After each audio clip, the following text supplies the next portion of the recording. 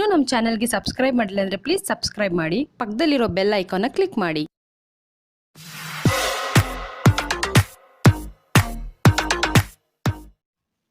Hey fam, welcome to my channel.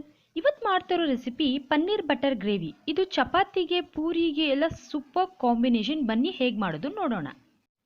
ಒಂದು ಬೌಲ್ಗೆ ನಾನು ಇಲ್ಲಿ 200 ಗ್ರಾಮಷ್ಟು ಪನ್ನೀರ್ ತೊಗೊಂಡಿದ್ದೀನಿ. ಈ ಥರ ಕ್ಯೂಬ್ಸ್ ಥರ ಕಟ್ ಮಾಡ್ಕೊಂಡಿದ್ದೀನಿ.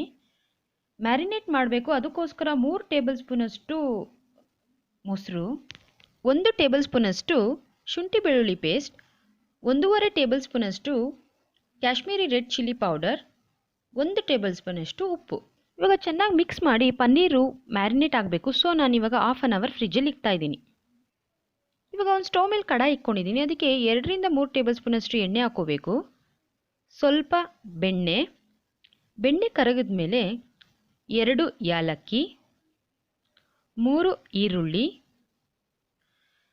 ಈರುಳ್ಳಿನ ಹಾಕಿ 1 ಸೆಕೆಂಡ್ ಫ್ರೈ ಮಾಡ್ಕೋಬೇಕು. 3 ಟೊಮೆಟೊ, ಇಲ್ಲಿ ಜಾಮ್ ಟೊಮೆಟೊ ತೊಗೊಂಡಿದ್ದೀನಿ.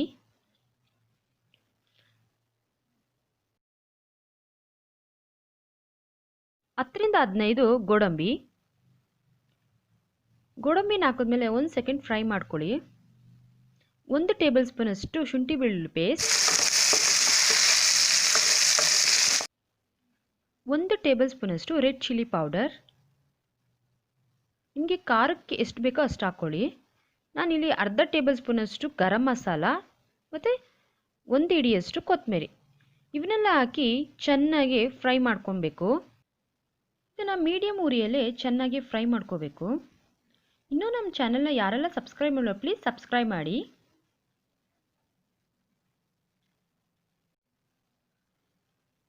ಇವಾಗ ಆಗಿದೆ. ಇದನ್ನು ತಣ್ಣಗಾದ್ಮೇಲೆ ನಾವು ಒಂದು ಮಿಕ್ಸಿ ಜಾರ್ಗೆ ಟ್ರಾನ್ಸ್ಫರ್ ಮಾಡಿಕೊಂಡು ನೀರು ಹಾಕ್ಕೊಂಡು ಸಣ್ಣಗೆ ರುಬ್ಕೋಬೇಕು.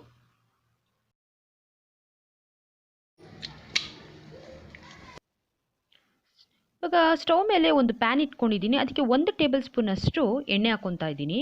ನಾವು ಮ್ಯಾರಿನೇಟ್ ಮಾಡ್ಕೊಂಡಿರ್ತೀವಲ್ಲ ಪನ್ನೀರ್ನ, ಅದನ್ನು ಹಾಕೋಬೇಕು. ಪನ್ನೀರ್ನ ಶಾಲೋ ಫ್ರೈ ಮಾಡಬೇಕು. ಒಂದು 5 ನಿಮಿಷ ಮೀಡಿಯಮ್ ಉರಿಯಲ್ಲಿ ಫ್ರೈ ಮಾಡಿದ್ರೆ ಸಾಕು.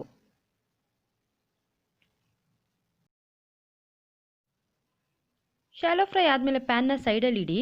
ಇವಾಗ ಕಡಾಯಿ ಇಟ್ಕೊತಾ ಇದ್ದೀನಿ. ನಾನು ಇವಾಗ ಫ್ರೈ ಮಾಡ್ಕೊಂಡಿದ್ದೀನಲ್ಲ ಅದೇ ಕಡಾಯಿ ಇಟ್ಕೊತಾ ಇದ್ದೀನಿ. ಇವಾಗ ಪೇಸ್ಟ್ ಮಾಡ್ಕೊಂಡಿರೋದನ್ನ ಹಾಕ್ಕೊತಾ ಇದ್ದೀನಿ. ಅದಕ್ಕೆ ಎಷ್ಟು ಬೇಕಷ್ಟು, ಅಂದರೆ ಗ್ರೇವಿ ಕನ್ಸಿಸ್ಟೆನ್ಸಿ ಎಷ್ಟು ಬೇಕಷ್ಟು ನೀರು ಹಾಕ್ಕೊಂಡು ಒಂದು ಸತಿ ಈ ಥರ ಮಿಕ್ಸ್ ಮಾಡ್ಕೋಬೇಕು.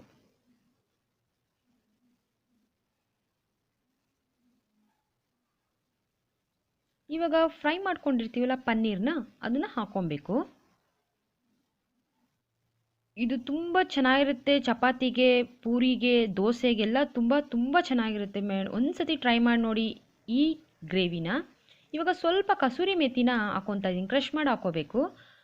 ಸ್ವಲ್ಪ ಬಟರ್ ಬೇಕಿದ್ದರೆ, ಇಲ್ಲಾಂದರೆ ಸ್ಕಿಪ್ ಮಾಡಿ. ಇದನ್ನು ಒಂದು 10 ಮಿನಿಟ್ಸ್ ಮೀಡಿಯಮ್ ಉರಿಯಲ್ಲಿ ಬಿಟ್ಬಿಡಿ. ಇವಾಗ ಇದು ready to serve. Stove off ಮಾಡಿಕೊಂಡು ಬಿಸಿ ಬಿಸಿಯಾಗಿ ಚಪಾತಿಗಾಗಲಿ ಪೂರಿಗಾಗಲಿ ಕೊಟ್ಟರೆ ತುಂಬ ಟೇಸ್ಟಿಯಾಗಿರುತ್ತೆ. ಈ ವಿಡಿಯೋ ನಿಮ್ಗೆ ಇಷ್ಟ ಆದರೆ ಪ್ಲೀಸ್ ಲೈಕ್ ಮಾಡಿ, ಶೇರ್ ಮಾಡಿ, ಸಬ್ಸ್ಕ್ರೈಬ್ ಮಾಡಿ. Thank you for watching.